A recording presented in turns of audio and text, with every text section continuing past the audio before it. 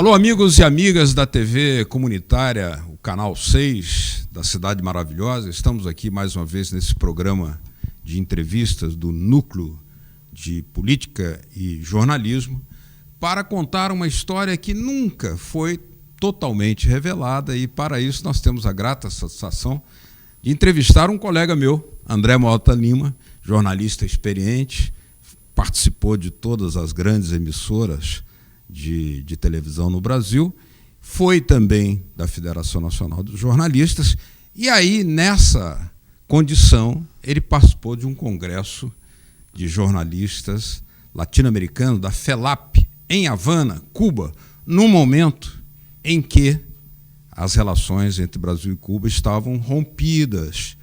Por isso, a figura do líder da Revolução, Fidel Castro, estava praticamente proscrita no Brasil. E o André é o protagonista de uma história saborosa que permitiu que a imagem do comandante, com as suas ideias, suas reflexões, viesse a ser estampada na TV brasileira. André, é um prazer tê-lo aqui na TV comunitária. Prazer muito grande, viu? Isso aí, Beto. Bem, por onde a gente começa? Olha, eu gostaria de dizer, como é que você foi parar lá? Porque o que a gente sabe é que já havia uma negociação de bastidores para o reatamento, era o governo Sarney. Sim. Aí a ideia também, então, de trazer o Fidel para a TV brasileira. Não, foi Comitê Central do Partido de Cuba. Bem, na verdade, eu estava nesse período mais na ABI até do que na FENAD. Já estava vendo a troca de pés, de apoio de pé. Que eu fiquei muito tempo com o Barbosa Lima Sobrinho ajudando lá na ABI. Grande brasileiro. E, na verdade, o que aconteceu? Dentro do processo de extensão, a ideia era se fazer uma participação no Instituto José Martí, que promovia cursos para países e jornalistas da América Latina. Uhum. E o Brasil nunca tinha ido, claro. Então, em 84, eu fui o primeiro. Depois foram vários, né? A própria FENAD botou muita gente lá também, a ABI também.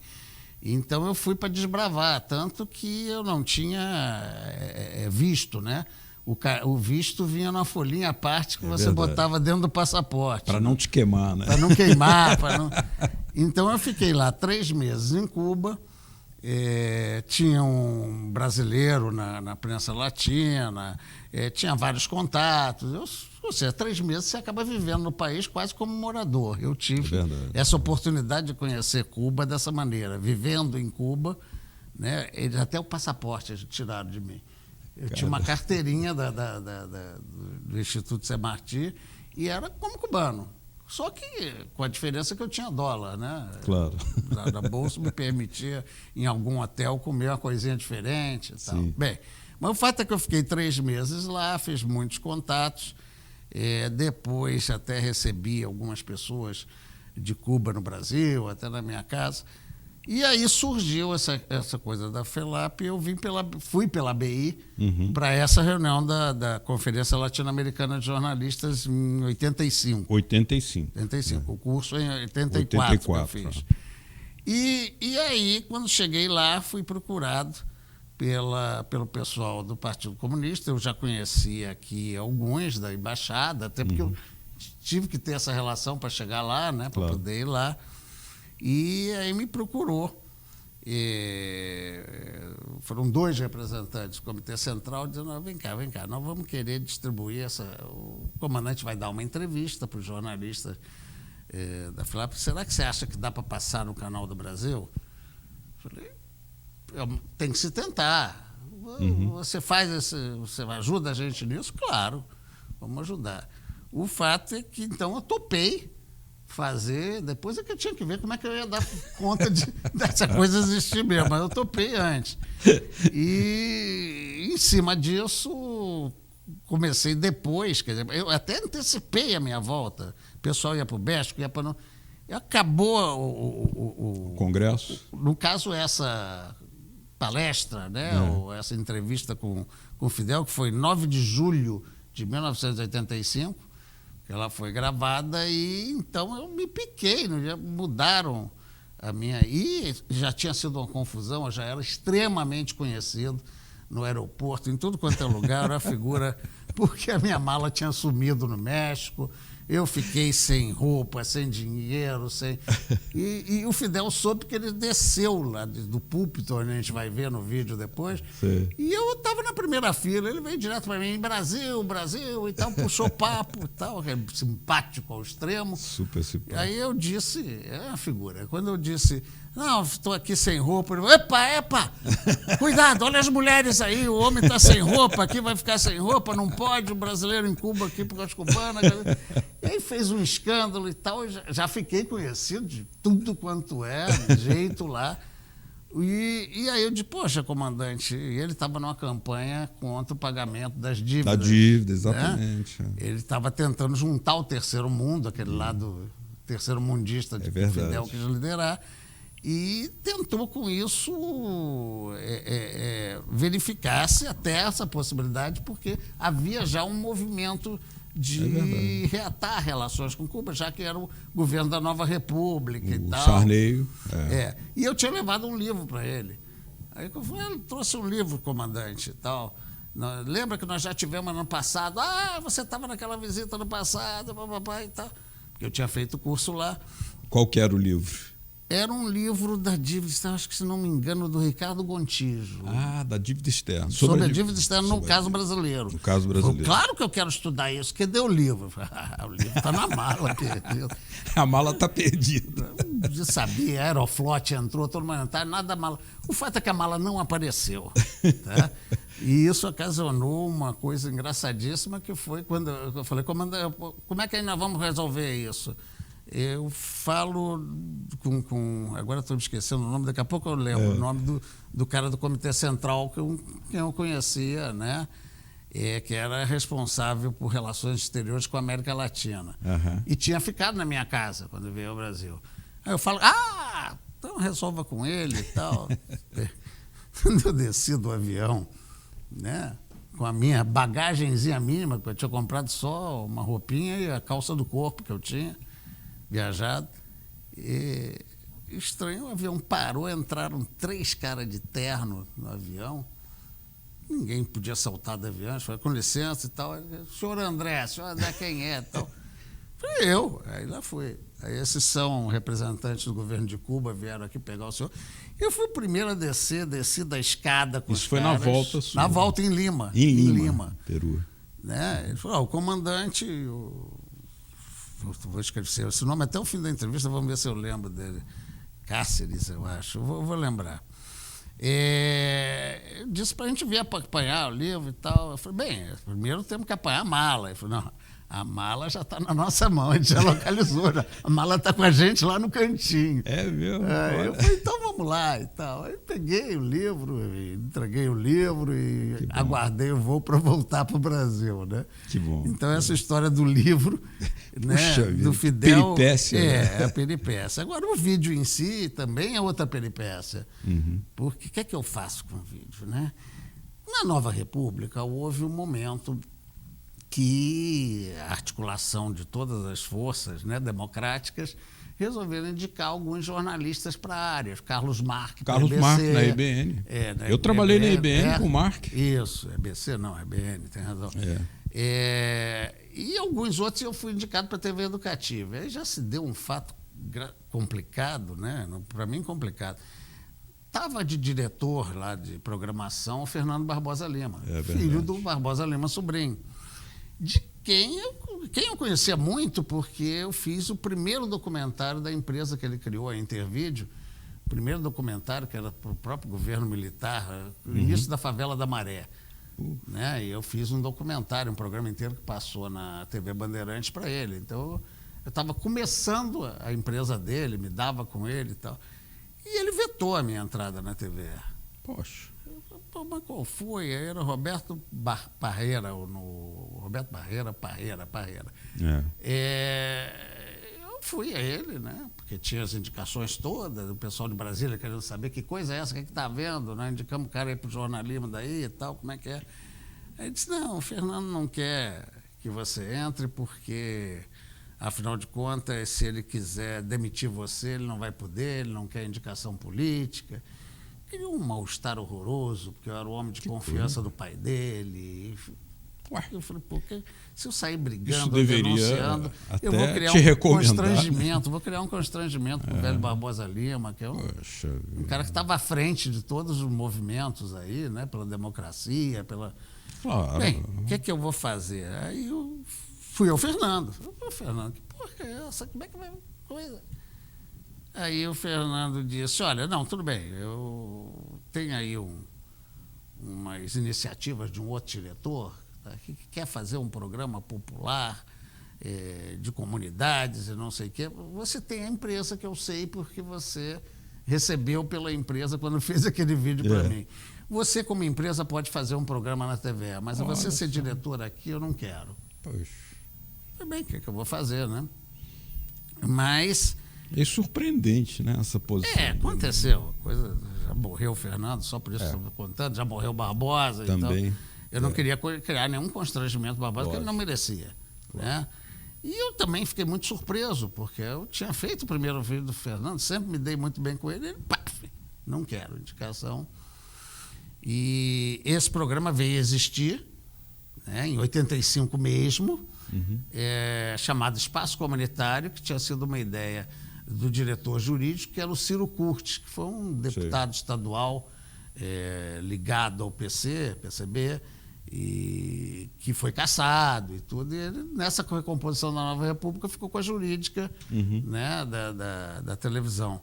E ele queria uma coisa do povo, e eu tinha assistido isso em Cuba, na Nicarágua especialmente, eu tinha visto uma programação desse, que é o caso aqui da TV. Quer dizer, a participação comunitária mesmo. Claro. É uma associação de moradores, cada um fazia um vídeo, então tinha um programa assim lá. Eu falei, por que ele não tenta fazer? E aí surgiu o Espaço Comunitário. Que bom. Mas paralelo a isso, rolou essa coisa, eu na BI, lá fui eu pro encontro para gravação no Fidel. Aí, qual foi a minha primeira ideia? Trazer para Fernando.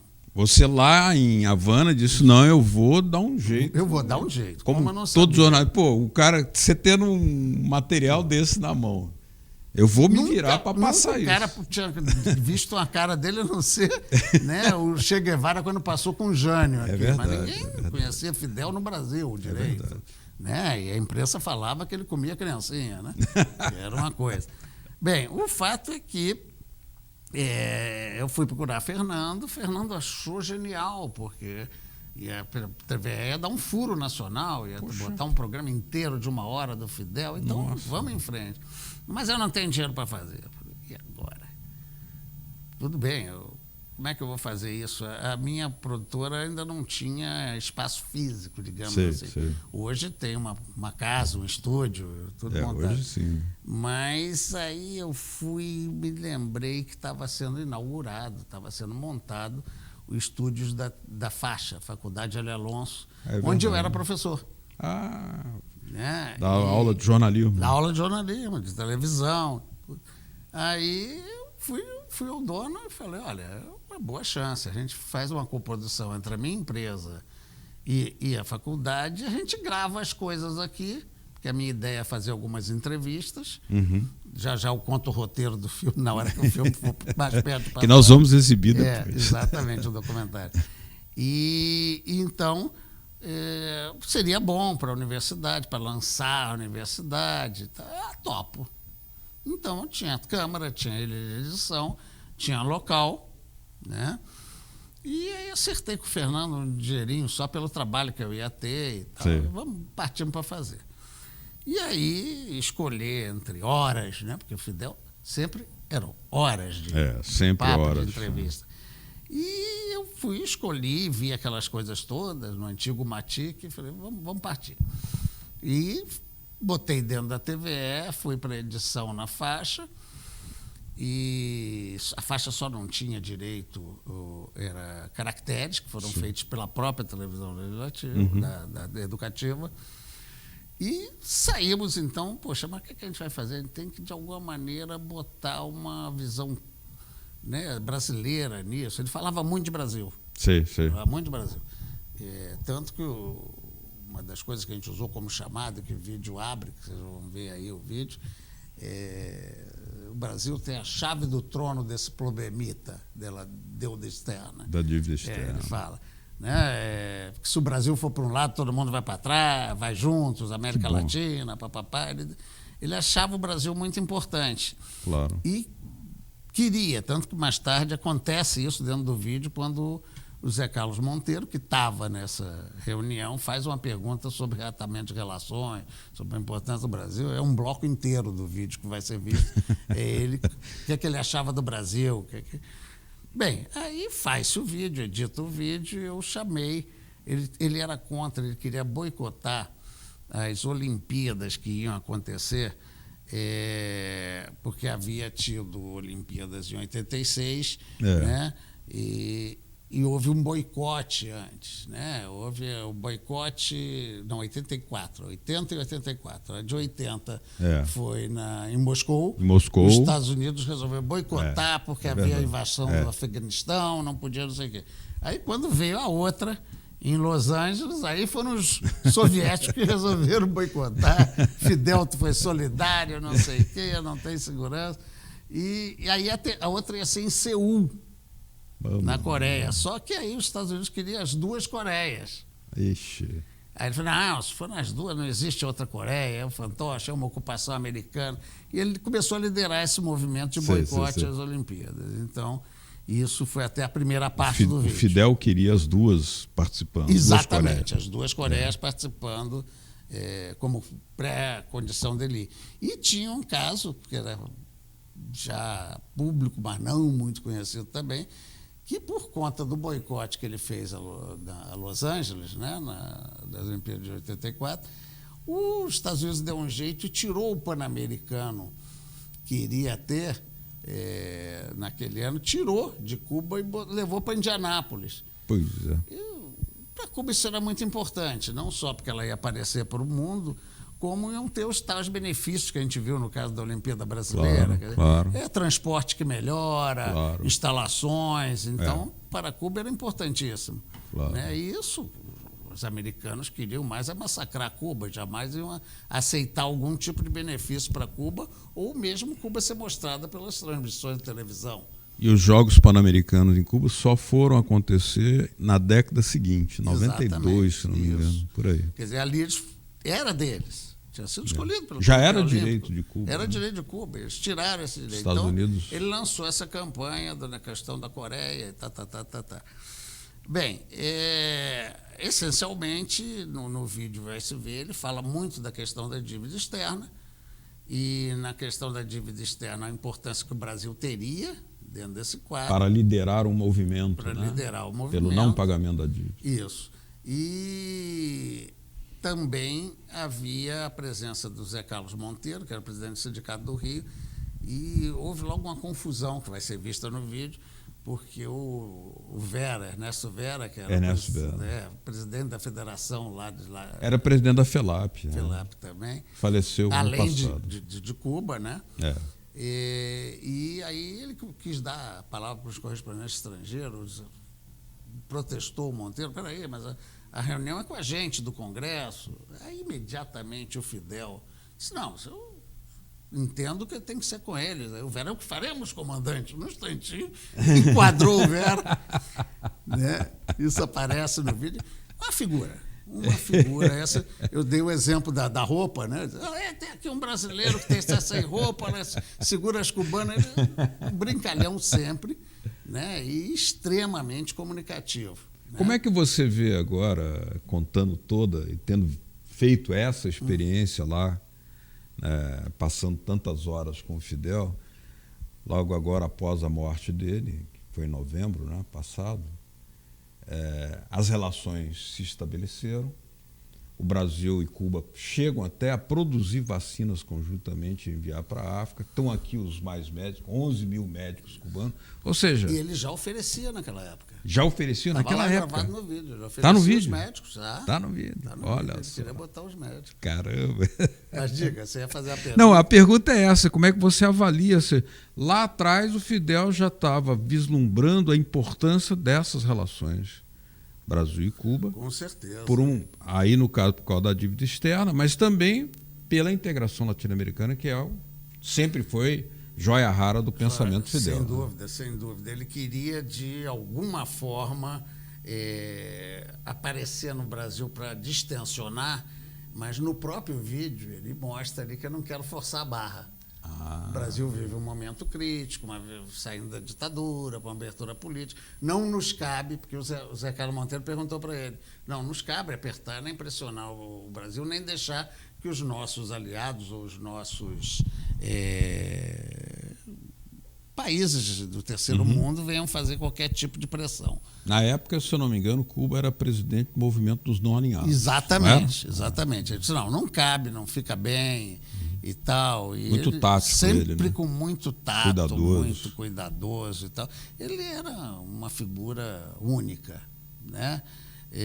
Eu tenho até uma visão crítica do problema cubano, da vida democrática em Cuba, que a questão cubana, primeiro, é pouquíssimo conhecida a história de por que Cuba faz a revolução. Claro. Ficar um grupo de guerrilheiros, não foi um grupo de guerrilheiros, já tinha mais de 100 anos de luta. Sim. Com Zé Martí, com um monte de... Exatamente. Contra os espanhóis estavam quase sendo derrotados, os Estados Unidos entrou no meio. Exatamente. E dominou Cuba de 1898 a 1904, razão pela qual até hoje está aguentando, que eles não quiseram entregar. Perfeito, exatamente.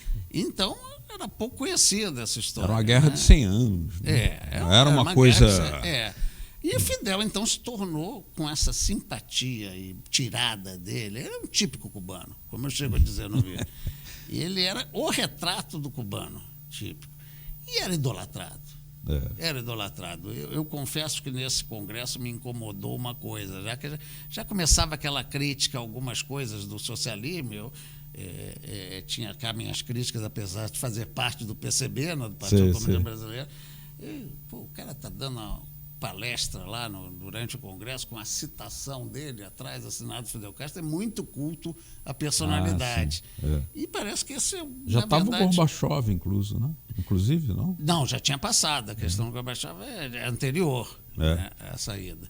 Mas a questão toda é que o culto à personalidade do Fidel desvia muito, porque em torno da defesa de Cuba se fez umas organizações armadas de quarteirão para poder derrotar uma invasão americana que já tinha tido na Baía de Porcos. Os famosos CDRs, Conselho de Defesa da Revolução. Exatamente isso. E esses conselhos acabaram extrapolando um pouco a sua função e meio que controlando o bairro em termos das relações entre as pessoas. Então, o problema de Cuba maior foi esse, né? Esse culto à personalidade, isso. E agora com Raul a coisa está distensionando, está mudando, está tendo um outro tipo de orientação, mas que era muito difícil porque a população adorava Fidel. Fidel realmente tinha sido um libertador de uma guerra de mais de 100 anos. Toda a família tinha alguém do passado que morreu nessa guerra. Então, Fidel era uma figura acima de tudo, digamos assim, pairava por cima de tudo. Agora, André, o filme não pôde, o documentário, não pôde ser exibido na TVE. Aí é que foi o negócio. Aí Fernando apoiou e tal, mas quando o Roberto soube, disse, bem, consultou o governo e o governo ficou cheio de milindres, embora governo Sarney, E aí receberam a chamada de, não, tudo bem, paga o cara aí, bota na geladeira. Eu falei, peraí. Aí era o meu negócio, eu queria botar o vídeo no ar. Claro. Achava importante, tinha me comprometido com o pessoal de Cuba, que eles me deram, era preferência no Brasil para trazer o vídeo. Claro. Tem que sair de qualquer jeito. Nossa. Aí eu comecei a discutir com o Fernando. Né? Já tinha discutido com o Fernando quando ele me vetou. Agora começou uma outra discussão com o Fernando. Não, mas eu te pago tudo. Eu falei, mas a questão não é só pagar. Não se trata disso. Não se trata disso. Eu tenho um acordo com a faixa que nós fizemos juntos. Tem que dar esse retorno para eles. Eles deram ilha de edição, deram estúdio, porque ao lado de cada tema eu entrevistei brasileiros. Imagine você, já era o Nussmann, presidente do Comitê Olímpico, né, que ainda é. E o Nussmann, que tinha feito uma ação de proximidade com Cuba, com os Jogos de Brasil e com Cuba, com a primeira transmissão de televisão de Cuba para o Brasil em cima de um jogo de vôlei do Brasil. E ele criticava a posição do Fidel, sempre alinhado, né, com os poderosos do Comitê Olímpico, ele criticava. Então, a gente dava voz, a gente tomou esse cuidado de dar voz a quem não concordava com aquela política do Fidel. No bloco de defesa do não pagamento da dívida, nós demos voz ao Benedito Moreira, que era um antigo presidente da Cassex, que no tempo do Jânio tentou negociar, tinha sido o primeiro cara a tentar negociar com Cuba. É verdade. E aí ele também fez a visão crítica dele quanto a essa questão da dívida, do reatamento das relações com o Brasil, né? Entrevistamos também o Giocondo Dias, do Partido Comunista, secretário-geral, né, sobre essa importância que Fidel dava ao Brasil, o que ele achava, se pressiona ou não pressiona pelo reatamento, e o PT se representou pelo Sidney Lianza, que era um dirigente estadual e que era professor da faixa. Sim. Então a gente procurou conciliar essas coisas para atender os interesses da faixa, os interesses do documentário e o controverso. Curioso é ele que não falar sozinho. O governo Sarney estava, digamos, também decidido ao reatamento, né, que veio a acontecer um ano depois da sua ida mas lá. Havia setores em 86. Contra, a gente não teve uma Era revolução para sair da ditadura militar. A gente teve um acordão ali de Tancredo. Claro. Então existiam zonas nubladas e temerosas com o Exército. Havia ainda uma forte oposição ao reatamento com Cuba. E o interesse americano de que o Brasil não reatasse com Cuba. Na verdade, a pressão era a pressão norte-americana para não deixar isso acontecer. E havia um compromisso do Tancredo no reatamento. Ele que queria. O próprio Congresso já tinha se manifestado. Era uma confusão ali a se resolver. Bem, aí voltamos à discussão com o Fernando, faz, não faz, pago, não pago, não é só pagar. Eu falei, bem, então é o seguinte, você paga, não vai exibir, mas o documentário fica livre, não é mais da Educativa. Claro. Eu posso fazer o que eu quero com ele. Claro. Aí ele topou. Assinamos embaixo, ele topou. Liberou para você passar em outro. Liberou. Como é que passar em outra? Quem vai passar? Né? Globo? Não vai passar. Não dava. Ainda mais que o governo não deixou passar na oficial. Quem é que vai passar? Surgiu a Abril Vídeo, que tinha sido criada para criar a MTV e que trabalhava em aliança com a TV Gazeta de São Paulo. Tinha uns horários alugados e tal. E eles quiseram. Não, nós pagamos aqui para você vir aqui, fazemos. Deram também condições operacionais e tudo para botar o vídeo. E foi muito engraçado, eu tenho até esses recortes. Eles fizeram uma campanha em São Paulo, quando a TV Gazeta exibiu, abriu o vídeo, que comparava o King Kong ao Fidel Castro. Porque eles iam exibir o documentário no mesmo horário que a Globo estava lançando o King Kong. E dizem eles, me disseram eles, que o lançamento do King Kong foi exatamente para não ter audiência do Fidel, porque o Fidel podia chamar muita atenção. Olha só. Então houve uma estratégia da Globo em programar o King Kong, o lançamento do Brasil do Para roubar a audiência do Fidel. Para roubar a audiência do Fidel. E eles botaram a cara do King Kong, a cara do Fidel, quem você vai preferir, não sei. Fizeram campanha nos jornais. Essa campanha existe, eu tenho até o recorte disso. E então, foi exibido. Puxa vida. No caso, ainda em São Paulo, eu falei, mas São Paulo, TV Gazeta é pouco, o que mais? Vamos fazer como? Aí eu parti para a Guerra de Guerrilha, em homenagem ao Fidel, e saí distribuindo o vídeo para exibições. Por exemplo, fizemos uma exibição no Planetário, da Gávea. Que legal. Para o povo. E saímos fazendo várias exibições do vídeo do Fidel Castro, no Planetário, no Congresso Nacional do PCB.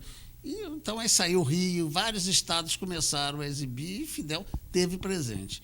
Foi chato depois, é que o Fernando vai estar envolvido mais uma vez, a Intervídeo do Fernando Barbosa Lima manda o Roberto fazer a entrevista com o Fidel. Com o Fidel, aí dizendo que era a primeira entrevista da televisão brasileira. Eu fiquei calado, não foi. Né? Talvez a primeira entrevista tete a tete, como estamos aqui conversando. Sim, porque claro. O vídeo, como vocês vão ver, é o Fidel falando de Brasil, falando da relação com o Brasil, falando da dívida externa, falando Mas eram vários jornalistas. E falando, e tem uma coisa deliciosa, mais para o final, né? Que é o último bloco, onde um jornalista nicaragüense diz assim, Fidel, imagine se você, como Reagan, fosse você o Reagan, o que é que você ia fazer se o povo resolvesse não pagar a dívida externa, como é que você ia se virar? É muito engraçado, a gente titubeia, bota a mão assim, ainda tinha o charuto naquela época. Antes de mais nada, eu tomava aspirina. E começou a dizer que seria mais esperto para o Reagan ele repetiu o Roosevelt na crise de 30, verdade. Com o keynesianismo, com aquele desenvolvimento, com isso traria emprego, em vez de ficar gastando um monte de dinheiro querendo ser o gendarme do mundo, querendo dominar, né, invadir, vender arma e tal. Então ele defendia essa posição. Dava até uma saída. Como saída para o Reagan. Ele deu uma saída para o Reagan, defendeu esse troço todo. E, claro que no final ele termina ainda bem, né, que eu não sou, porque eu já seria muito velho, porque o capitalismo já é velho demais para enfrentar essas paradas, eu também e tal, e sai-se bem na história. E com isso, realmente, o vídeo que vocês vão ver passa essa ideia do Fidel histriônico, do Fidel brilhante. Saídas brilhantes, né? Essa da dor, tomava uma aspirina. Sagaz. Ele chega a botar no vídeo a mão assim, o que é que eu vou fazer, né? O que é que eu vou responder? E paf! Veio com essa... Muito boa ideia. Né? Muito com boa. essa ideia. Que bom seria se os Estados Unidos, ao invés de fazerem guerra, né? Ele falava exatamente isso. Gerar empregos internamente. Era exatamente o que ele dizia para o mundo. Ele dizia, em vez de ficar comprando armas, quantas escolas a gente não construiria? Porque os países socialistas também têm que fazer arma para se defender. Já nos invadiram, podem invadir a qualquer momento, pode ter guerra nuclear. Então nós precisamos também fazer arma e jogar dinheiro fora, porque era melhor para a educação, para a saúde. Seria muito melhor. Ele faz. Se não houvesse ameaça, não haveria gastos em defesa. Militares também do outro lado. Agora, André, nós estamos aqui numa TV que vai fazer 20 anos. Esse vídeo seu tem 33 anos. Né? 32 ou 32 anos. 85, 2017. Mamia. Então, nós estamos aqui fazendo uma reflexão, as relações foram estabelecidas, a boa colaboração entre Brasil e Cuba. Agora não, com Temer, não há. Né? Mas até há pouco havia boa colaboração construtiva e o Brasil até foi bem E era o que o Fidel já nesse vídeo prometia fazer. Não, nós vamos enviar médico, nós já temos em 25 países, a gente não tem muita divisa. O Benedito Moreira criticava isso. Eles não têm divisa. Né? Eles não produzem para poder comprar os produtos brasileiros. Só que Fidel, em contrapartida, queria dar insumos, dar produtos agrícolas e dar essa ajuda por conta dos médicos como contrapartida de negociações com a indústria brasileira. Né? Perfeito. Isso está dito no vídeo também. Um olhar assim retrospectivo, né? Você hoje, numa TV comunitária, exibindo toda essa história vindo a público, como é que é para você a sensação que Olha, traz? é sempre uma felicidade eu poder cumprir minha promessa. Porque eu tinha feito a promessa de procurar divulgar a fala do Fidel e o que ele achava do Brasil e também, com todo direito, ele tinha de falar de Olimpíadas de dívida externa, que eram as questões políticas dele, mas ele falou de Brasil muito. Ele fala nesse vídeo, vai se ver muito o que ele acha do Brasil, da importância do Brasil. E então eu tinha essa obrigação e continuo tendo, não me libertei dela. A possibilidade de passar na TV comunitária é também um resgate dessa questão de aumentar a difusão do pensamento do Fidel, já morto, porém vivo em nossas lembranças, né? Como diria o Alckmin, né? Que morreu para você, filho ingrato, continua vivo na nossa memória. Para mim está vivo. Muito bem, André Mota Lima, foi um prazer tê-lo aqui na TV comunitária, Canal 6, no Núcleo de Política e Cidadania. E estamos sempre de portas abertas aqui. Olha, nós vamos ficar agora, então, com esse vídeo. Qual é o nome do vídeo que você deu? Olha, o nome é muito complicado. Fidel Castro. Na verdade, ele tinha, como vai ser aparecer... tem até um detalhe esse vídeo até, porque quem apresenta o vídeo, pela primeira vez aparecendo na televisão e sendo lançado, é a Carla Vilhena, apresentadora hoje da Globo. Sim, claro. E ela aí mostra nesse vídeo a marquinha Vários folhetos que ele fazia de propaganda e tinha uma marca, o Fidel Castro era escrito. E nós botamos isso como marca do vídeo, como título do vídeo. Tá certo. Então era só Fidel Castro com o logo que ele utilizava nos livretos dele, nos livros que ele espalhava no mundo inteiro. Então o vídeo chama-se Fidel Castro. Bom, então com vocês aí agora, Fidel Castro, do André Mota Lima. Muito obrigado pela presença aqui. Eu agradeço. Volte sempre. Cumprimento da promessa. Estamos aí, vamos ver Fidel que Castro. Bom. Nós estamos aqui ajudando a democratizar a informação, que é uma palavra de honra para nós, né? É a nossa função.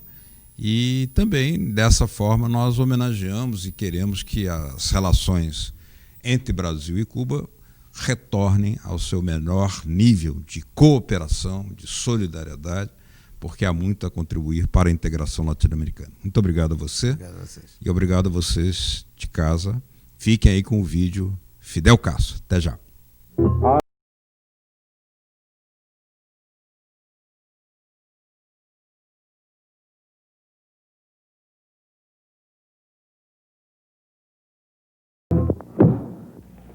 Si mañana Brasil diera un paso al frente, ningún país en el mundo tendría más peso que Brasil. Yo creo que Brasil, en cierta forma, tiene la llave de los truenos, este problemita de la... O problema que o Brasil tem a chave, segundo Fidel, é o problema da dívida externa. Eu estava em Havana na segunda semana de julho, quando ele falou isso aos participantes do Congresso da Federação Latino-Americana de Jornalistas. E olha, eu fiquei impressionado com o estilo Fidel Castro. Deu para entender, inclusive, que tipo de carisma é esse que ele tem junto ao povo. Na verdade, ele é tipicamente cubano, meio brincalhão, gozador, informal, meio machão às vezes também. Isso impressiona no meio do povo. Pra vocês terem um exemplo, olha só como é que ele começou essa entrevista. ¿Comenzamos con él? Bien, compañeras y compañeros, damos inicio a la conferencia de prensa concebida por el compañero Fidel Castro, presidente de los consejos de Estado y de ministros Quítame los títulos y vamos de nuestro país. Vamos a empezar a ver. Yo aspiro a que esta unidad y solidaridad que ha prevalecido en el Congreso se mantenga sin que se pierda la agresividad periodística. Por lo Así, tanto, ¿no? Tú lo estás estimulando a que no pierda. Qué buen amigo tengo. Ay, sigue Vera, no, olvídate los títulos y vamos a empezar ya eso. Y no recomiende más agresividad aquí. Viu só? E tem mais. Ele é rápido e irônico. Olha só essa. ¿Cómo va a ser la entrevista? yo le propongo, comandante, que demos la palabra y vayamos llevando, yo asumiré la responsabilidad Del desastre. del desastre. E o Fidel parece que também é um pouco adivinho. Esse que comandava aí a entrevista, o Ernesto Vera, presidente da União dos Periodistas Cubanos, ele em determinado momento, logo no início, começou a dar a palavra para os correspondentes estrangeiros. E não era esse o trato, a entrevista era com os participantes do Congresso. Coube a um brasileiro, o José Carlos Monteiro, presidente do Sindicato de Jornalistas, protestar contra isso. Mas o Vera fez jogo duro, deu uma bronca. E aí o Fidel teve que entrar em campo dando uma de mineiro. Olha só como é que foi. Queremos que se establezca un cierto ordenamiento para que cada delegación pueda satisfacer su expectativa en relación a cuestiones importantes. Yo creo que estamos empezando nada más la conferencia de prensa y no puedes prejuzgar. Vamos a ver al final si puedo ir a Tropicana o no esta noche con nosotros. Por favor, el compañero de Chile y después para ti. ¿Qué periodistas que no tuvieron la reunión están preguntando? No, porque hay algunos periodistas acreditados en nuestro país también invitados a la conferencia de prensa como nosotros. Correcto. Me ponen en un dilema serio. Pero, en realidad, por lo menos, en mi impresión, es hacer una reunión con los periodistas que vinieron a la conferencia. Claro. Yo aprecio mucho a todos los demás y, si es posible, me quedo incluso con ellos después, cuando ellos se vayan para Tropicana, discutiendo con ellos, pero me parece que es razonable que se les tome en cuenta lo que estaban acá. Eso es lo que vamos a hacer con Com essa, ele ganhou os jornalistas. É verdade que a gente já estava um pouco impressionado com a atenção que ele estava dando durante todo o encontro. Ele ficava lá horas assistindo os discursos jornalistas. Mas é verdade que quando chegava na parte dele, ele dava um show. E um show que mostrava que ele era um pouco um artista artista para falar, né? Ele tem um jeito diferente. É claro que um artista bastante diferente do seu arqui-inimigo, artista Reagan, né? Mas o Fidel chegou em determinados momentos a conseguir uma coisa estranha, que os jornalistas ficassem batendo palma para ele. Así divididos los pigmeos, nos agarran uno por uno y tratan de liquidarnos, no siempre nos pueden liquidar. A Nicaragua no la han liquidado y a Cuba no la han liquidado, ni la van a aniquilar, eso lo sabe Reagan. Y yo creo que lo sabe mejor que nadie. Pues saben que tenemos millones de hombres organizados, hombres y mujeres, organizados, preparados y armados. Saben que aquí se encuentran su Waterloo si invaden este país.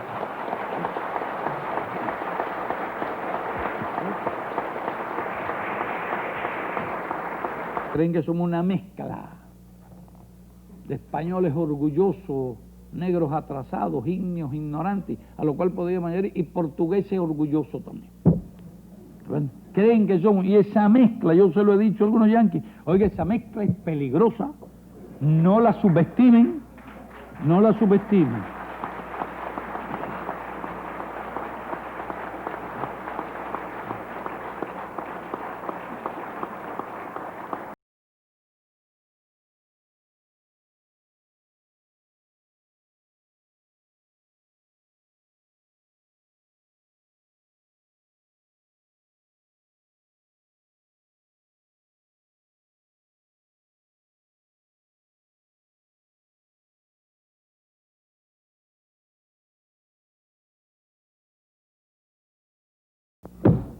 E o Fidel está falando muito agora. Olha só a quantidade dos livros com os discursos. Só no Congresso de Jornalistas foram editados 4. Em comum, o tema da dívida externa e esse logotipo, que é a marca da campanha. Esse aqui, por exemplo, é sobre as Olimpíadas. E ele deixa bem claro que pode estar vindo aí um novo boicote aos Jogos Olímpicos. Samaranch conoce bien nuestra posición sobre la Olimpiada de Seúl y hemos planteado que hay que buscar una solución, porque no estamos de acuerdo con una Olimpiada que tiende a dividir el país, a profundizar las heridas en ese país, una maniobra politiquera del imperialismo de dar una Olimpiada en Seúl para convalidar aquella colonia. Y a mi juicio una Olimpiada en Seúl sería como una Olimpiada aquí en la base naval de Guantánamo, en el territorio ocupado de Cuba, por una cuestión elemental de principio. No podemos aceptar eso. Es una cuestión de principio. Y hemos planteado, bueno, que se comparta entre ambas partes de Corea las Olimpiadas, si es que quieren que haya Olimpiadas, o si quieren que ese movimiento siga adelante, porque a mi juicio todo va a provocar una profunda crisis. Además, las Olimpiadas son de ricos, de condes, de marqueses, de blancos.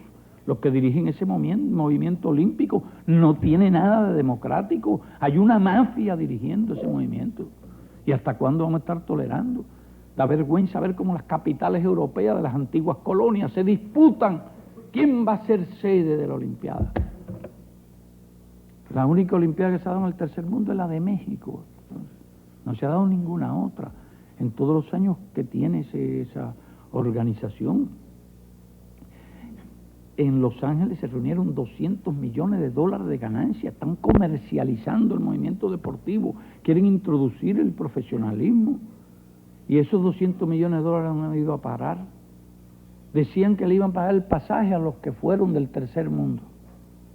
Y ni eso. Acordaron no entregarle ni los pasajes a los bolivianos. Entonces esas Olimpiadas sirven para que las antiguas colonias manden un representante allí para demostrar la grandeza y hasta la superioridad racial de las antiguas metrópolis.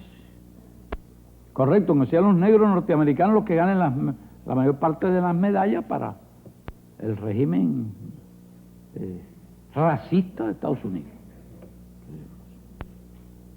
Entonces eso sirve para demostrar que las antiguas colonias, las metrópolis, son superiores realmente en todo.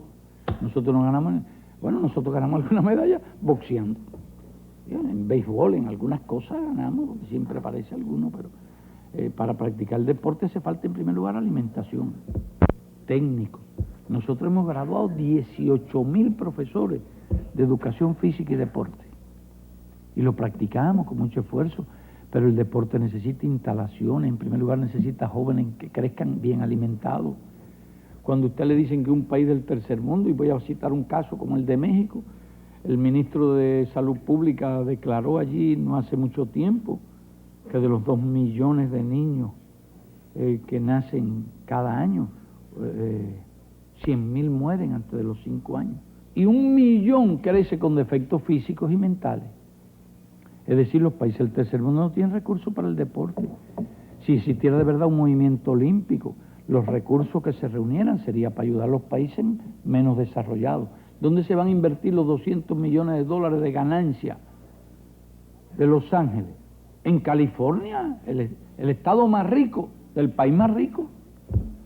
De esos recursos no va un solo centavo para Bolivia, para Burkina Faso, para África, para países latinoamericanos que no tienen esos recursos, y nosotros realmente estamos, en realidad, contra eso. Yo le pedí a las mujeres que fueron a Nairobi, defiendan esa causa. No se olviden de Corea. Corea es un país socialista, un país que fue agredido, un país donde hubo una guerra, un país donde murieron cientos de miles de personas. En esa guerra murieron cientos de miles de hombres procedentes de todas partes del mundo. Incluso murieron 100.000 voluntarios chinos. Y quieren dar una olimpiada allí en Seúl, es una maniobra descarada. Entonces nosotros decimos, bueno, si quieren que se comparta, hemos presentado una solución. No decimos que se suspendan las olimpiadas, sino que se compartan aparte aproximadamente iguales los eventos. En Pyongyang y en Seúl. En la zona norte de Corea, en la zona sur de Corea. Porque Corea es una sola Corea y la mantiene dividido el imperialismo. Ha convertido aquello en una colonia, uno de los regímenes más horripilantes, similar al de Pinochet, una base ocupada por soldados yanquis.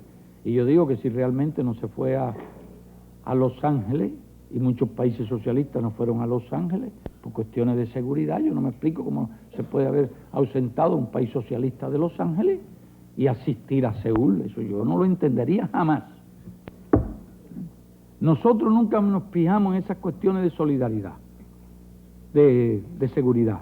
Siempre hemos ido, pero por solidaridad con los países socialistas nos fuimos a Los Ángeles y tomaron medidas contra nosotros, represalia, utilizaron eso de pretexto para quitarnos la sede del Panamericano, un país que ha hecho tanto por el deporte. Ningún país de este hemisferio ha hecho más que por el deporte que nosotros. Y el señor Vázquez Raña, que es el presidente del Comité Olímpico Mexicano y además propietario de la Asociación Internacional, Asociación de Comité Olímpico, un supermillonario, concedió la sede a Indianápolis, quitándosela a Cuba por 30 millones de dólares. ¿Y qué hace con ese dinero? Creo que ayuda al deporte. No, se pasea por el mundo, tiene un avión que vale como varios millones de dólares. Reúne a esa asociación, soborna gente en los hoteles más lujosos, allí los tiene, les pone los mejores automóviles y utiliza todo ese dinero para la politiquería y para manejar estos organismos internacionales. Viaja por todo el mundo llevándoles regalitos a los dirigentes olímpicos. Es una corrupción increíble. Ahora nosotros, por solidaridad con los países socialistas, nos fuimos a Los Ángeles. ¿Y qué vamos a hacer ahora? Nos vamos a olvidar de que Corea existe. Sería moral eso, sería justo. Nosotros como país revolucionario, como país socialista, por ganar unas cuantas medallas de oro, y nosotros ganamos unas cuantas medallas de oro en cualquier lugar, lo mismo en Los Ángeles que en Seúl, pero por unas cuantas medallas de oro vamos a traicionar los principios, de ninguna forma.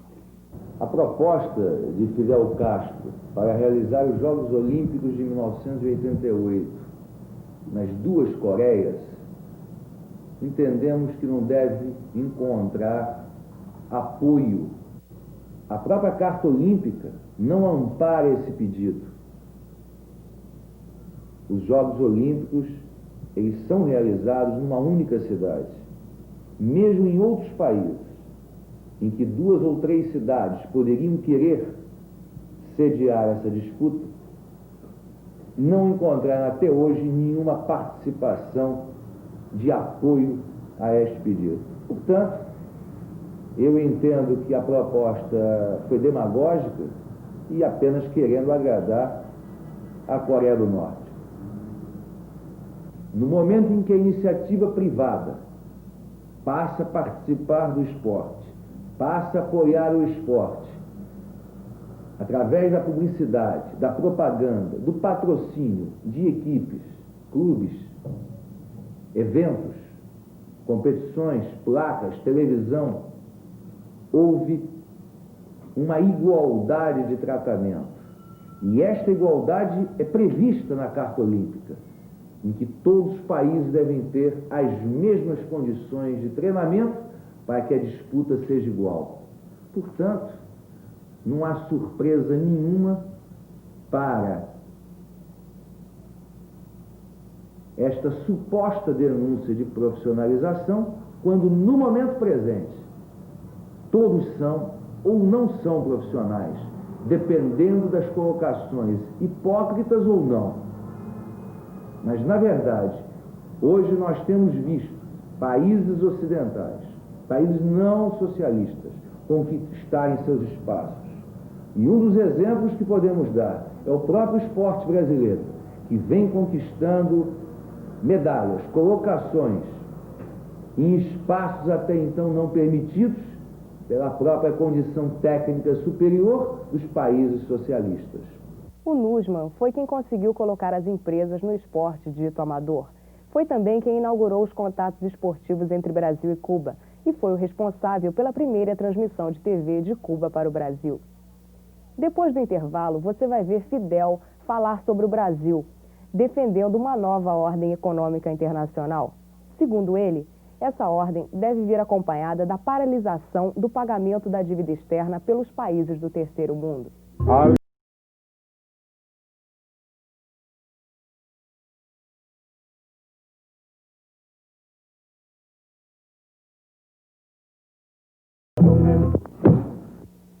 Ese nuevo orden hay que seguirlo enriqueciendo, darle contenido. Yo he planteado, por ejemplo, en esa entrevista que la solidaridad debe ser uno de los principios del nuevo orden.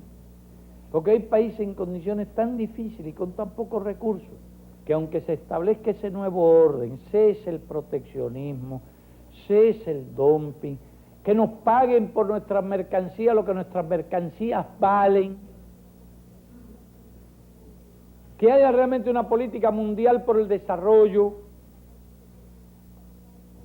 Además, hay muchos países que necesitan la colaboración internacional.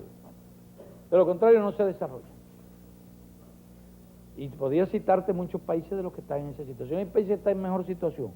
Por ejemplo, el propio México, con lo que está pagando por la deuda, podría invertir en 10 años 350.000 millones. Porque por cada dólar en divisa convertible un país puede invertir $2, $3, a veces $4. Pues tiene que emplear esa divisa en los componentes importados de una fábrica. Yo estoy seguro que Brasil por cada dólar tal vez puede invertir 4. Porque muchos de los equipos ya lo producen en el país. ¿Por qué digo que hace falta el nuevo orden? Porque si cada vez le pagan menos por lo que produce y le cobran más caro, aunque no pague la deuda, se vuelve a complicar. Es decir, permanecen las condiciones que han dado lugar al desarrollo, al saqueo, a la explotación. Por eso hay que sumar las dos cosas. Pero bueno, el país empieza. Vamos a suponer que hay un nuevo orden. México no necesita que nadie le preste un centavo para desarrollarse. Brasil no necesita que nadie le preste un centavo para desarrollarse. Argentina no necesita que alguien le preste un centavo. Ecuador no necesita que nadie le preste un centavo. Colombia posiblemente no necesita que nadie le preste un centavo. Hay muchos países. Hay otros. Y habrá algunos más que si aumentan sus ingresos, disminuiría el número de países que necesitan créditos exteriores para desarrollarse. Pero otros, aun con nuevo orden, vamos a suponer, Bolivia es un país de recursos. Tiene gas, tiene otros minerales, pero necesita sin duda inversiones. Vamos a suponer que le pagaran más caro el estaño y algunos de sus productos, exportaciones fáciles. Tendría más posibilidades, pero sin duda Bolivia posiblemente siga requiriendo una ayuda exterior grande. Hay países como Santo Domingo, que tal vez requiera una ayuda. Hay países como Jamaica, que siguen necesitando una ayuda exterior. Países como Nicaragua siguen necesitando una ayuda exterior, aunque hay un nuevo orden económico, aunque cancelen la deuda.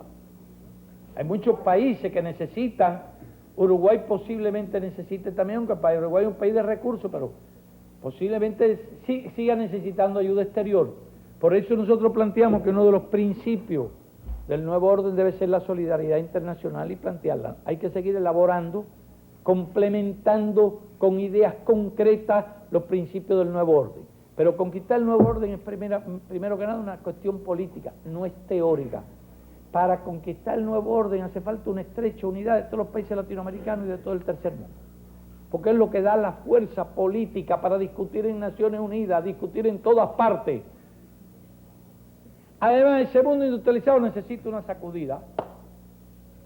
Si no, no discute, no habla, no hay nuevo orden. Porque aunque esto se aprobó hace 10 años, no quieren oír hablar de eso. Que yo veo claro que el instrumento de la sacudida es la deuda. Pero una sacudida grande, grande, grande. Para el establecimiento de ese nuevo orden. Generar la fuerza y la unidad de acción que necesitamos para exigirle a ese mundo industrializado el nuevo orden. Si no generamos esa fuerza, no lo podemos conseguir con discursos. No nos van a hacer caso, se van a reír de nosotros. Bien, ustedes dirán, entonces no hay esperanza. Si no alcanzamos esa unidad, no hay esperanza.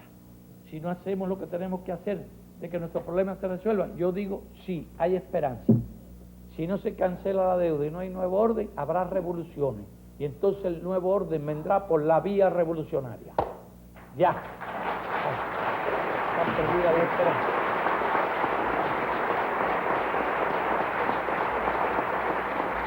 Ahora, hay países que tienen tales recursos y tal fuerza. Venezuela sola casi puede autofinanciarse, invirtiendo bien los recursos. Brasil es casi un mundo él solo.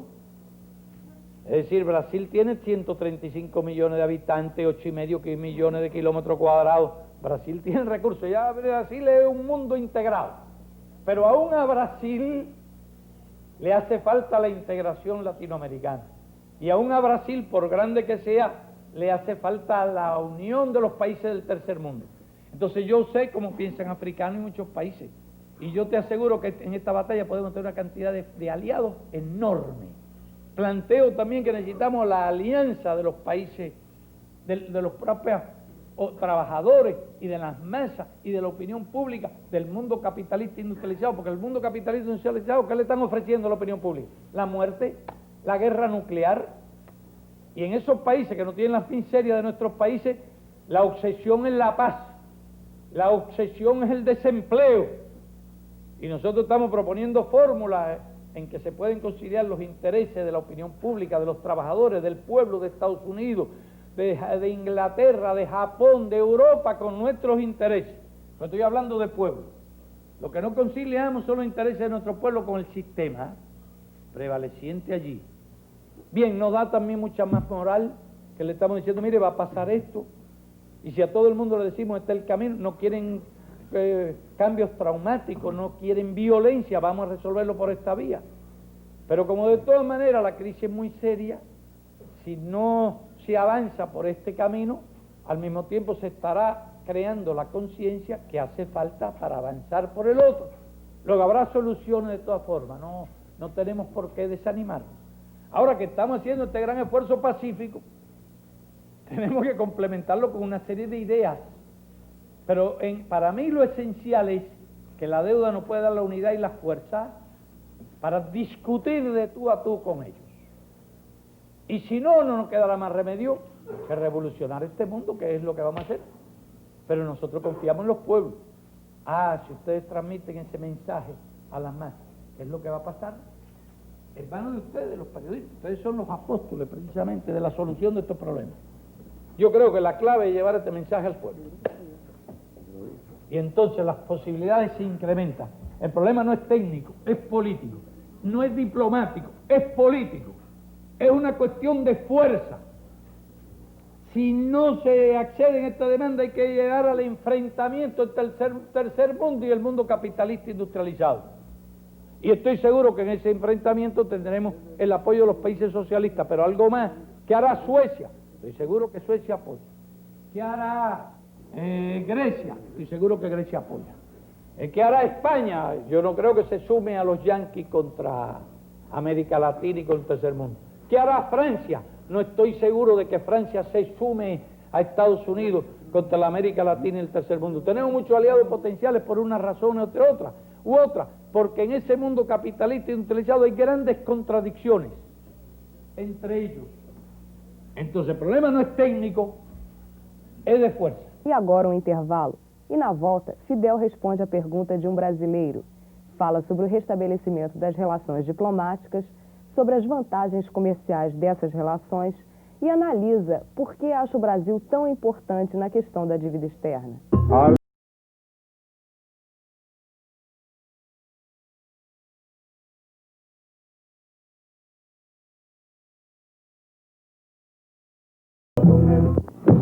José Carlos Monteiro, delegação do Brasil, vou falar em português. A hablar en portugués.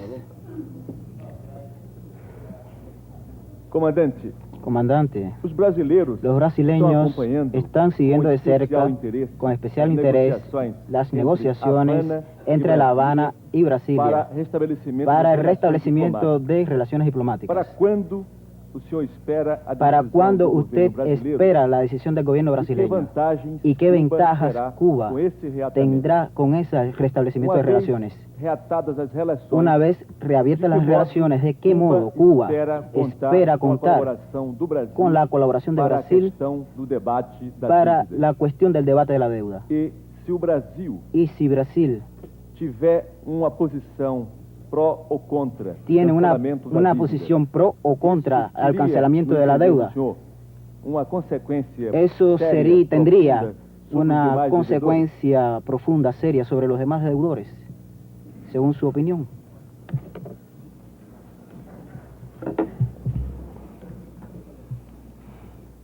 Sobre las relaciones diplomáticas. No es que precisamente ahora se esté discutiendo, esté negociando el restablecimiento de relaciones. Lo que ha ocurrido en torno a este tema es que en Brasil, voceros del gobierno, en primer lugar el Parlamento, se ha manifestado en favor de las relaciones y el propio Ejecutivo se ha manifestado en favor o ha expresado una idea optimista sobre las posibilidades del restablecimiento de las relaciones entre los dos países. Por parte de Cuba no hay absolutamente ningún obstáculo. Dependerá de la decisión, el momento que se reanuden las relaciones, dependerá de la decisión que adopte el gobierno de Brasil. Pero nosotros comprendemos perfectamente bien que en Brasil se acaba de producir una apertura democrática. Tienen una serie de tareas complejas que resolver de inmediato. Además se produce una situación inusitada en que el presidente electo muere y es sustituido por el vicepresidente, que tiene que hacerse cargo del gobierno en una situación de crisis económica muy difícil. Me imagino que una serie de cuestiones prioritarias han ocupado la atención del gobierno en estos primeros meses. Y la actitud que nosotros adoptamos es tratar de no presionar por las relaciones. No es que no queramos las relaciones, sí queremos las relaciones y deseamos las relaciones. Pero nosotros no tenemos las dificultades de Brasil en este momento. Nosotros no estamos atravesando la situación compleja de Brasil y nos parecería amistoso que nosotros priorizáramos ese problema, hiciéramos gestiones, empezáramos a pedirle a todos los amigos que nos ayudaran a restablecer las relaciones y presionáramos al gobierno por las relaciones. No nos parece amistoso ni correcto hacer eso. Por eso lo que he dicho en otros momentos es que nosotros dejamos en manos del gobierno brasileño la decisión del momento que considere más oportuno y más conveniente restablecer las relaciones con Cuba, y que nosotros en cualquier momento estamos dispuestos a restablecer las relaciones. Me parece que es la única posición que se corresponde con un sincero sentimiento de simpatía a ese proceso democrático y el deseo de colaborar con el pueblo de Brasil. Porque sé que para los brasileños en este momento la cuestión de la consolidación de ese proceso estaría fundamental. Habría ventajas no solo para Cuba, habría ventajas también para Brasil, por supuesto. Brasil tiene mayor desarrollo industrial que nosotros y sobre todo tiene más desarrollo en la industria mecánica. Es productora de equipos no solo de transporte, equipos de construcción, equipos industriales. Ha desarrollado algunas tecnologías que nosotros pudiéramos adquirir. Contaba recientemente a otro periodista lo que habíamos hecho, por ejemplo, unos equipos que hemos adquirido en Brasil, son unos equipos para producir leche a partir de la soya y que los propios brasileños lo han bautizado con el nombre de la vaca mecánica. Entonces nosotros trajimos 3, los hemos instalado en nuestro país, estamos probando la calidad de la leche, la demanda de la leche. Claro, no están en un país que se ha habituado a tomar leche de vaca, aunque tú vendas la leche de vaca mucho más cara que la leche de soya, y si la gente tiene recursos para comprar la leche de vaca, no compra mucho leche de soya. Pero sobre todo, por ejemplo, todos los niños que tienen problemas alérgicos, de alergia con la leche de vaca, están consumiendo la leche de soya, que es muy sana y tiene casi los mismos nutrientes, casi la misma cantidad de proteínas, de sales minerales, de grasa, un poquito menos, pero se puede equiparar prácticamente en calidad con los nutrientes de la leche de vaca, sobre todo si le añades 1% de azúcar. Pero ¿qué hemos hecho? Sabemos que hay muchos países que no tienen ganadería, muchos países del tercer mundo. Entonces, nosotros hemos adquirido unas cuantas máquinas de esas y las hemos suministrado, se las hemos donado a países del tercer mundo para que las prueben. Es decir, nosotros tenemos una relación amplia con los países del tercer mundo, tenemos empresas de construcción, tenemos médicos, tenemos muchos colaboradores y además colaboramos como donación en muchos países. Pero como somos partidarios de la colaboración entre todos los países del tercer mundo, creo que esas relaciones nuestras pueden ayudar a buscar colaboraciones bilaterales y además trilaterales. Puede haber colaboración en esos países de África, de Asia, en otros países, entre Brasil y Cuba. Con eso, pues no estoy planteando que Brasil done la colaboración. Nosotros no siempre la donamos, si es un país que tiene más recursos.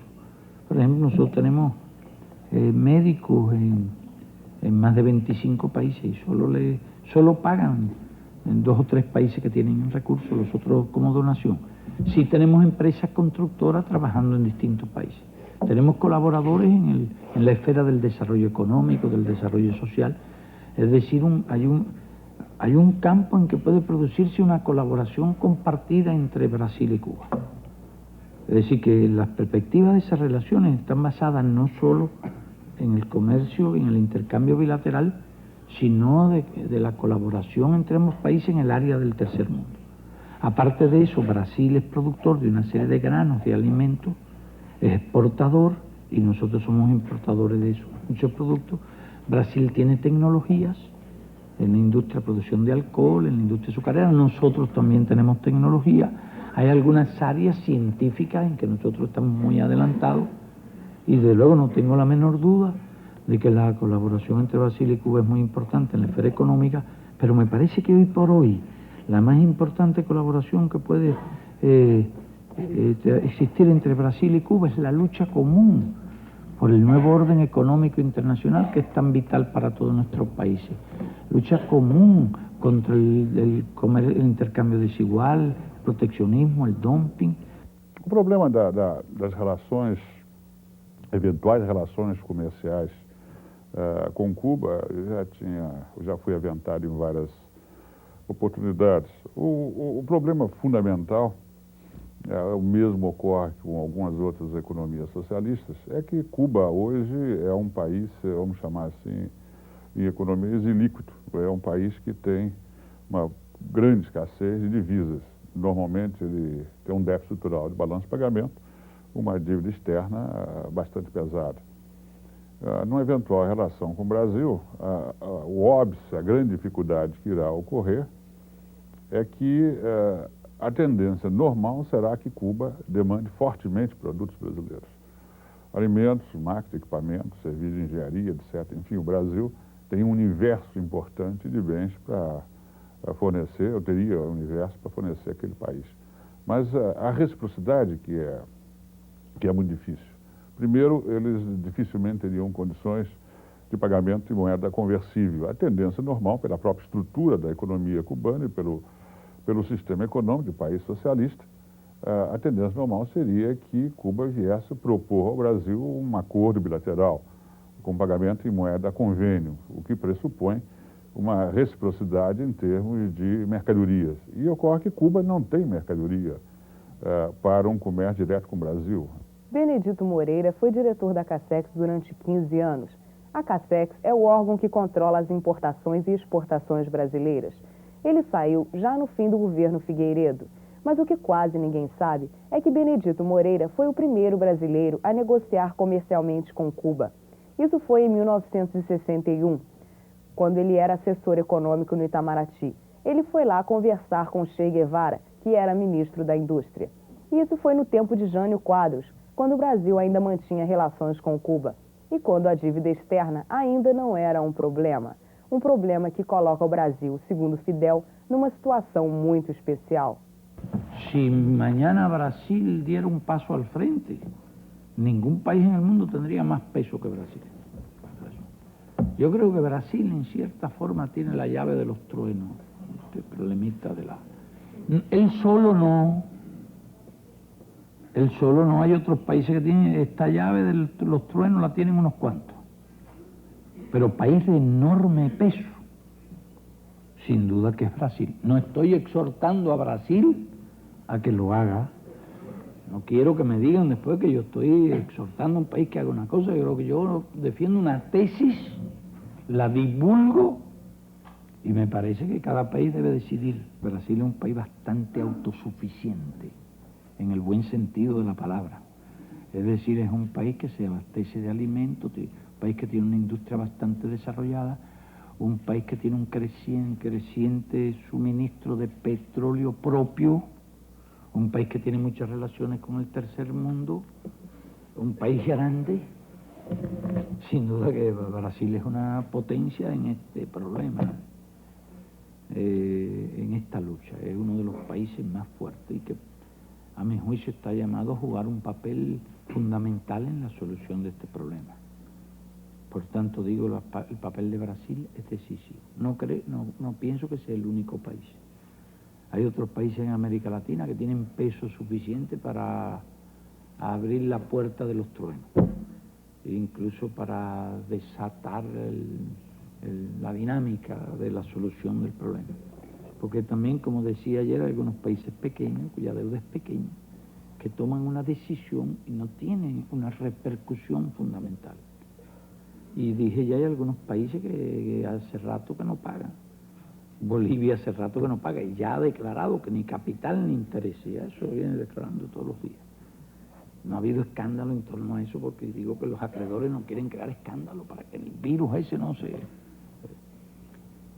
Perú, tengo entendido que hace casi un año que no paga ni los intereses de la deuda, está pagando cantidad limitada, pero todavía queda como algo que se hace calladamente.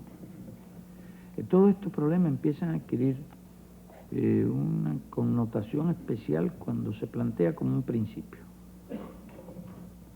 Si el país tiene cierto peso, si un país muy pequeño, con una deuda muy pequeña que debe 2.000, 1.500, 3.000 millones, bueno, entonces no produce un efecto determinante. En esta situación, para actuar se necesita un cierto peso.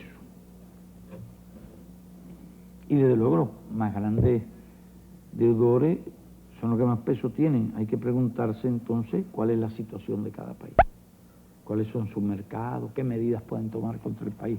Pero yo parto de la convicción más absoluta de que lo que van a hacer los acreedores es conversar. Entonces sí, de verdad. Ahora no quieren conversar ni les interesa conversar y a las carticas de amor responden con un desdén total. E nem todos acham que se deve suspender unilateralmente o pagamento da dívida. Fidel acha que a esquerda deve assumir essa posição, embora reconhecendo que em alguns países a situação é delicada. A nossa posição neste caso, que nós temos discutido, é que pelo menos o pagamento da dívida deve ser suspenso temporariamente. Um governo para fazer isso, no entanto, é preciso que seja um governo que disponha de apoio político e apoio popular. E o que pensa o PT? Bom, o Partido dos Trabalhadores já há algum tempo tem uma posição bastante definida sobre a questão da dívida externa. Nós somos da opinião de que o Brasil não tem condições de pagar a dívida no montante com que ela se encontra. E, nesse sentido, nós definimos duas questões importantes. Em primeiro lugar, que nós deveríamos, politicamente, suspender essa dívida externa para podermos analisar caso a caso e o que a origem dessa dívida, qual foi o motivo com que ela foi contraída e tomando posição em relação a cada uma delas. Mas, em segundo lugar, uma questão também extremamente importante é que nós defendemos, inclusive enviando essa proposta para outros partidos aqui no Cone Sul da América Latina, que fizéssemos a união dos países devedores. Imagine Fidel Castro no papel de Reagan. E é isso mesmo que vai acontecer. Fidel tentando encontrar uma fórmula para salvar o capitalismo.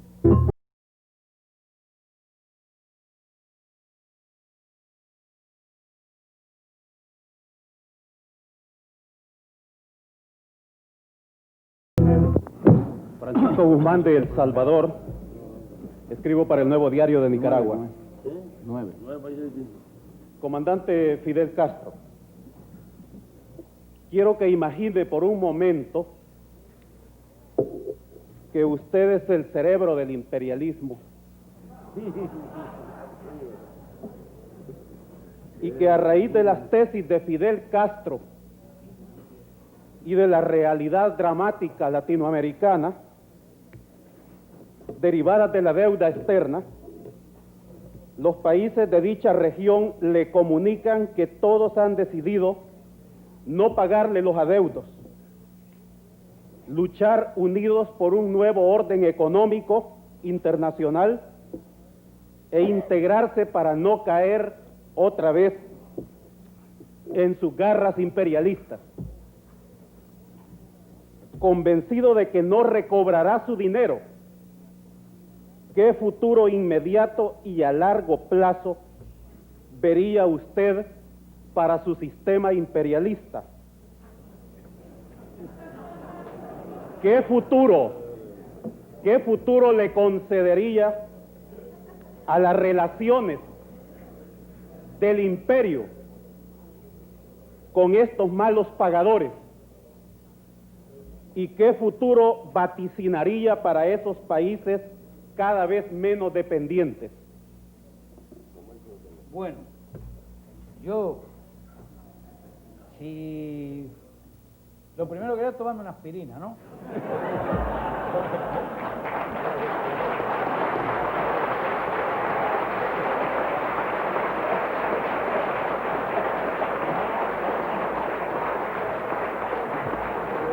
Segundo, si yo fuera un viejo zorro, como es el imperialismo, si fuera astuto, yo tendría que buscar vías también nuevas, no ortodoxas, no clásicas.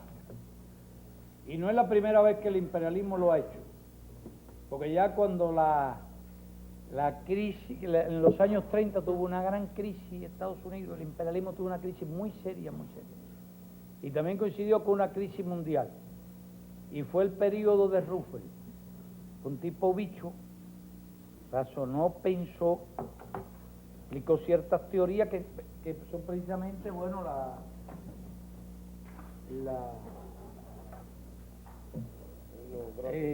la teoría de Keynes, el inglés. Empezó a aplicarla, había gente pasando hambre, desempleo, adoptó una política de incrementar el gasto público, de incrementar las inversiones públicas, de incrementar los recursos humanos de la población y fue sacando a la economía norteamericana de la crisis. Inventó la política de la buena vecindad. Tuvo una serie de cosas que realmente hay que ver que, históricamente, que Roosevelt tuvo mucho con prolongar la vida del capitalismo. El capitalismo no se puede salvar, pero todavía históricamente se demostró que era salvable en ese periodo. Ahora, Reagan es, por definición, el anti-Rooseveltianismo, el anti-Keynesismo, es contrario a toda esa política. Es una cosa que quiere volver a un capitalismo del siglo pasado por completo. Es muy difícil que alguien con esas ideas y alguien que tenga el propósito de un rearme brutal, ideas fascistas, de dominio internacional, de imponer el orden, es muy difícil. Y desde luego, no creo que semejante personaje imperialista pueda encontrar soluciones, excepto resignarse a aceptar las soluciones que le imponga. Este hombre tiene otra mentalidad, es más astuto, más inteligente, más realista. Pero un dirigente imperialista tendría que hacer lo necesario, todo lo posible, por prolongar la vida del imperialismo en circunstancias en que sus años de vida se acortan, condenado por la historia. Porque no es lo mismo una neumonía, una pulmonía, en un muchacho de 25 años que en uno de 75. Ya empieza a convertirse peligrosa la pulmonía. El imperialismo está viejo y tiene pulmonía. Luego tiene que buscar remedios adecuados, inteligentes, para enfrentarse, y yo creo que los hay, todavía. Primero, tienen que renunciar a la idea de la manía de gendarme del mundo. Tiene que renunciar a la idea de la amenaza roja, comunista, de que la Unión Soviética los quiere destruir. Quien conoce, como conocemos nosotros los países socialistas, quien conoce como nosotros conocemos el pensamiento íntimo de la Unión Soviética, sabemos perfectamente que la Unión Soviética tiene que armarse porque le imponen la carrera armamentista, le imponen los gastos militares, porque la rodearon de bases de bombardeo, de armas nucleares por todas partes y tuvo que hacer grandes gastos en armas. Ningún país socialista necesita hacer gastos en armas, es una locura. Nosotros mismos que tenemos que emplear en gastos militares cantidades importantes, sabemos todo lo que se puede hacer, cuántas viviendas se puede hacer con el presupuesto de guerra, cuántas escuelas, cuántos centros de recreación, hoteles, fábricas, hospitales, todo lo sabemos lo que se puede hacer con esos 1.000 millones que gastamos nosotros. 100.000 viviendas se podrían hacer con lo que cuesta la defensa por año. ¿Qué interés puede tener ningún país botar dinero de esa forma? Ningún país socialista necesita desarrollar una industria armamentista, su economía no necesita las inversiones militares. En cambio, la economía capitalista, imperialista, necesita la industria de guerra, las inversiones militares, todas esas cosas. Pero bien, no es una imperiosa necesidad. ¿Qué necesidad tiene Estados Unidos de gastar 2 trillones de armas?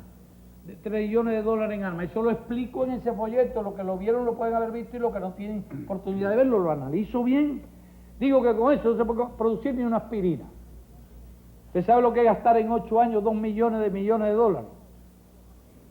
Votado, mientras los japoneses que les prohibieron, tuvieron la suerte que alguien les prohibiera fabricar armas, dedicaron su dinero a las tecnologías, fabricaron industria de más productividad que Estados Unidos. ¿Sabe lo que están haciendo los japoneses ahora? Comprando el mundo. Porque como hay ese déficit tan enorme, y estos datos se saben porque el ministro de Hacienda los publicó, y Japón ha invertido 90.000 millones de dólares en 3 años, pero en el último año, en el 84, 50.000 millones, y a fines del 85 Japón es el país capitalista, inversionista mayor del mundo, mayor inversionista en el exterior del mundo.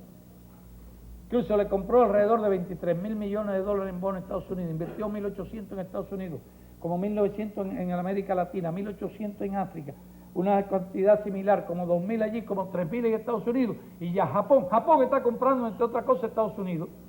Mientras Riga gasta en armas y programa la guerra de las galaxias, los japoneses tienen 450 grandes empresas en Estados Unidos ya.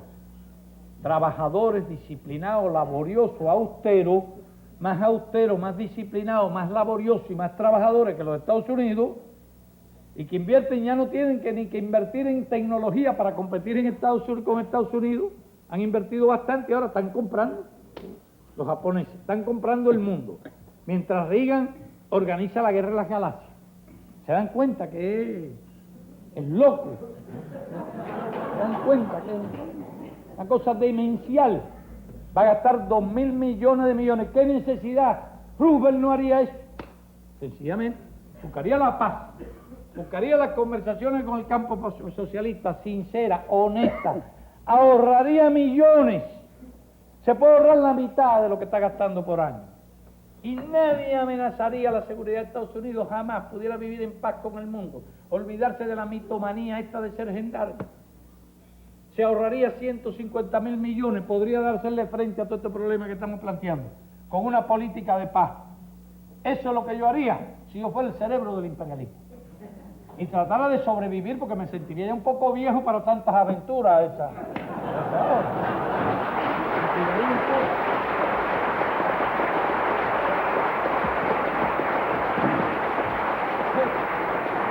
Y entonces apoyo el nuevo orden porque le voy a dar empleo a los norteamericanos. Facilito la capacidad de compra del tercer mundo para que me compren 300, para que tengan 300.000, 400.000 millones más. Le doy empleo a todos los norteamericanos, no le aumento los impuestos. No sigo hipotecando el país, no sigo gastando 200.000 millones, no le quito el presupuesto a los viejos, a los niños, a nadie. No le quito el presupuesto de salud, de educación, de ayuda, no se lo quito porque el dinero eso lo está quitando la gente para dedicarlo a armas, por gusto.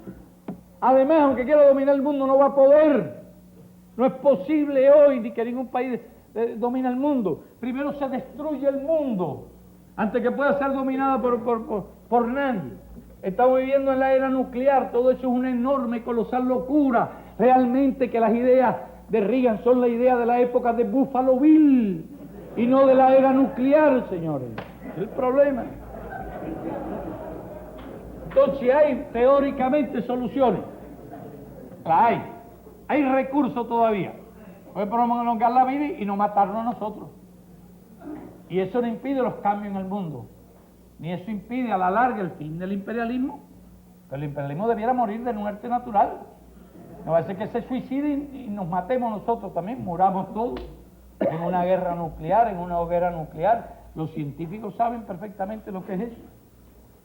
Y plantean que es el fin de la vida. Creo que las cucarachas son los únicos que sobreviven en una guerra nuclear, pues tienen más resistencia a la radiación. Así que, salvadoreño, el problema teóricamente tiene solución.